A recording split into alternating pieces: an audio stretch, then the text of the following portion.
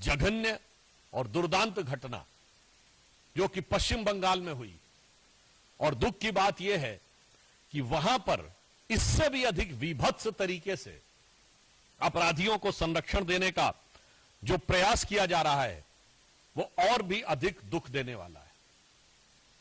जिस प्रकार से वहां प्रिंसिपल को हटाया गया और 24 घंटे के अंदर दूसरे कॉलेज में नियुक्त कर दिया गया, इससे पश्चिम बंगाल की सरकार की उन अपराधियों के प्रति किस प्रकार की संरक्षण की भावना है वो बेनकाब हो जाती है, और पश्चिम बंगाल सरकार के द्वारा हो रहे किसी भी जांच के ऊपर बहुत गहरे शक की दीवार खड़ी कर देती है।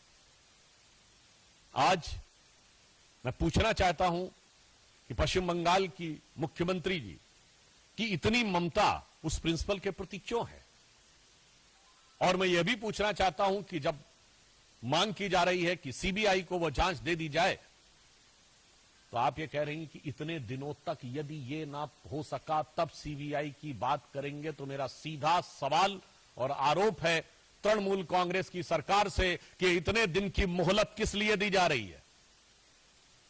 ये इतने दिन की मोहलत किस प्रकार के मैनिपुलेशन के लिए दी जा रही है क्या? क्योंकि संदेश खाली में भी हम लोग यह विषय देख चुके हैं।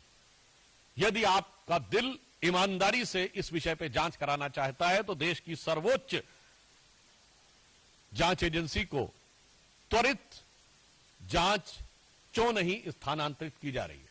Y immediately the investigation is not been transferred to the highest investigative agency of the country? अब मेरा तीसरा सवाल कांग्रेस पार्टी से है। ये इंडी गठबंधन के सभी लोग जिस ढंग से एक दूसरे से मिले हुए हैं, कहां गई प्रियंका गांधी जी जो कहती थी लड़की हूं लड़ सकती हूं? उनके होठ सिले हुए हैं अयोध्या कन्नौज से लेकर कोलकाता तक। राहुल गांधी जी जो कहते थे कि मोहब्बत की दुकान, तो मुझे लग रहा है कि उनकी दुकान में, उनकी उस सियासी दुकान में मोहब्बत अपराधियों के लिए है, मोहब्बत आतंक के आरोपियों के लिए है, मोहब्बत भ्रष्टाचारियों के लिए है, मोहब्बत दंगाइयों के लिए है और मोहब्बत बलात्कारियों के लिए है। अगर एक शब्द में कहें तो ये इंडी गठबंधन के सभी दल एक दूसरे के अपराध को कवर करने के लिए, जिसे हम लोग एक भाषा में कहते हैं ना, cover fire. So these parties are providing a crime cover to mutual criminal elements, यानी एक दूसरे के आपराधिक तत्वों को एक प्रकार का पॉलिटिकल क्राइम कवर देने का प्रयास कर रहे हैं।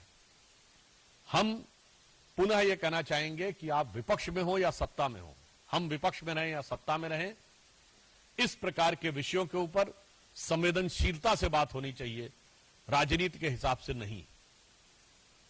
और इस तरह के विषय के ऊपर दलगत भावना से ऊपर उठकर विचार किया जाना चाहिए।